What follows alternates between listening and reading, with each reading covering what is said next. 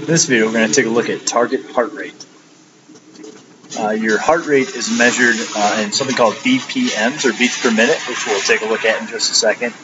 But if you hear the words heart rate and pulse, you're talking about the same thing. So as I stated, heart rate's measured in BPMs, or beats per minute. So basically when you take your heart rate, you're asking how many times does your heart beat in a given minute. And then everything's kind of based off of that. So there's two ways to find, there's many ways, but the two best ways to find your pulse, or your heart beating through the arteries, is your carotid pulse and your radial pulse. You've probably seen or done this yourself.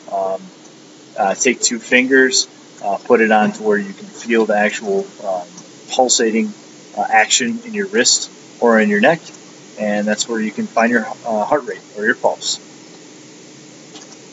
Okay, so here's a good way to determine your heart rate. Find your pulse and count for 15 seconds. Multiply it by 4, and that's your heart rate. You can also count for 30 seconds and multiply it by 2, and so on and so forth. But 15 seconds is a good way to do it. Okay, resting heart rate. This is a pretty good measure of overall health.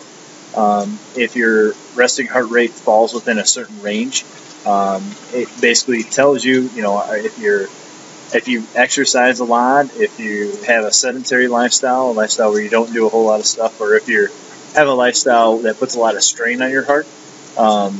It's hard to find these charts like the one I have here for people younger than 18 in a lot of sense, just because bodies are changing so quickly, and it's hard to find good efficient information. But if you look at kind of for the 18-year-old, it's a good way to get an idea of where you might be at.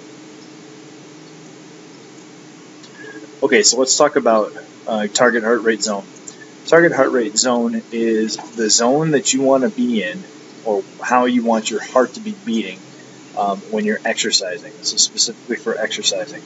And what you do is you take the number 220 over there on the left, which doctors and scientists and such pretty much all agree that if you got your heart rate to 220, it would explode. You can't do that. It's more of not a mythical number, more of a scientific, working scientific number than anything else. But you take that and you subtract your age. Okay? So you subtract your age, and then you multiply that number by 0.8 to find the top part of your zone, and 0.6 to find the bottom part of your zone.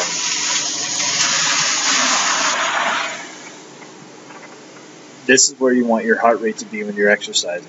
Okay, so you find out those two numbers, and then while you're exercising, you can stop, do that 15-second count pulse check that I told you about, and you can see if you're in your target heart rate zone.